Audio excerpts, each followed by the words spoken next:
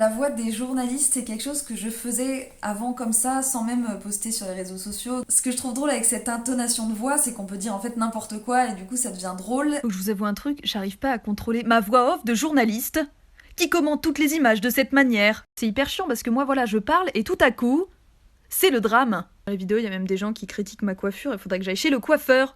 Mais vont-ils réouvrir le 11 mai, comme la totalité des commerçants?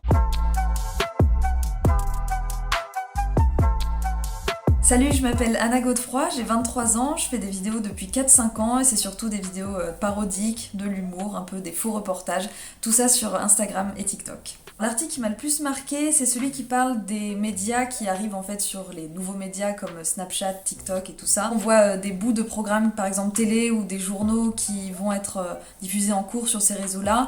Moi ça me marque parce que je fais partie justement d'une génération où j'ai grandi entre la télé et les réseaux sociaux, donc on sent que par exemple la télé va développer à fond ses stratégies pour attirer un maximum de public jeune.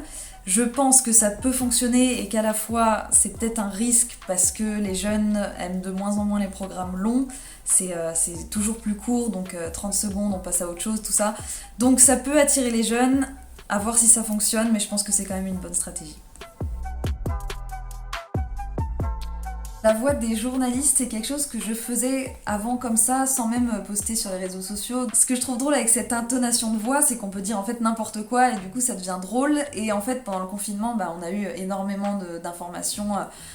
C'était toute la journée, on avait les infos. Donc moi je m'amusais un peu à les parodier. Et puis un jour je me suis dit pourquoi pas en faire une vidéo sur TikTok, parce que TikTok était en train d'émerger vachement pendant le confinement. Et ça a pas loupé, la vidéo a explosé et après du coup j'ai continué avec un petit peu plus d'audience et c'est ça qui est super. Principalement je suis auteure et chroniqueuse en radio dans une émission qui s'appelle Double Expresso RTL2. À côté je fais aussi des vidéos pour l'hebdo de la musique sur W9, c'est le dimanche matin. Mon rôle c'est d'écrire énormément, écrire pour moi, pour les autres, donc faire des chroniques, et pour la télé c'est des vidéos, donc ça reste un petit peu dans ma ligne éditoriale des réseaux sociaux.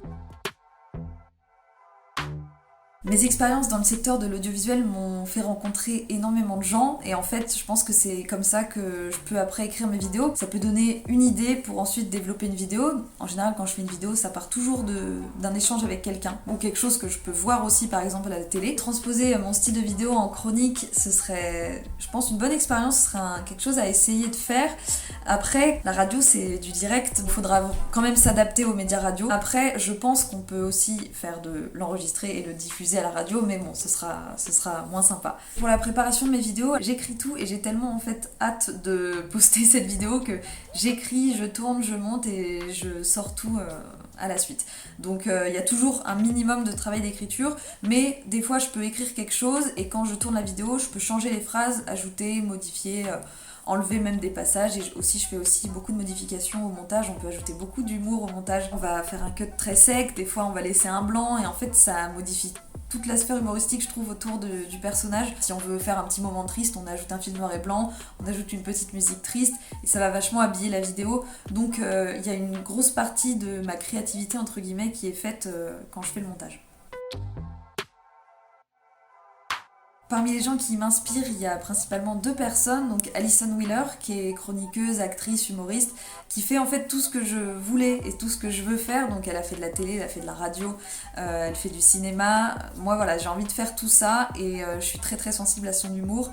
J'ai eu la chance aussi de la croiser, elle est super gentille. Et il y a aussi Alice Paul, qui est comédienne du coup plutôt cinéma, qui fait aussi un peu de théâtre, avec qui j'ai eu des échanges il y a des années, on est toujours en contact, qui est une personne qui m'inspire beaucoup par son parcours avant d'arriver en fait dans le milieu du cinéma. Donc quelqu'un qui est parti un peu de rien, qui venait pas du tout de Paris et qui a un parcours assez incroyable. Donc c'est mes deux sources d'inspiration. J'ai fait une collaboration avec le département d'Indre-et-Loire, donc sur Instagram et sur TikTok, pour parler de la forteresse royale de Chinon, donc qui est un bâtiment ancien moyenâgeux très important là-bas. J'ai été contactée par une agence, donc par la ville aussi. Ce qui les a intéressés dans mon profil, je pense que c'est mon côté personnage, parce que voilà, je créais pas mal de personnages et ils aimaient bien ce côté-là où je faisais aussi des faux reportages. Donc pour eux, j'ai fait un de mes personnages qui s'appelle Sabine, un faux reportage où je faisais une prof qui donnait des leçons sur l'histoire mais qui connaissaient pas grand chose. Coucou, c'est Sabine. Aujourd'hui, petite visite culturelle. Attention, devinette, où sommes-nous? Après, c'est vrai que comme je suis toute seule, personne ne va répondre en fait. Allez, on va faire une petite visite des locaux et du personnel. Le but en fait c'était surtout d'attirer les visiteurs et moi c'est une collaboration qui me plaisait parce que ça touche à la culture et c'est vrai que la culture a été en difficulté pendant le Covid donc ça me tenait à cœur et j'ai adoré faire ce partenariat.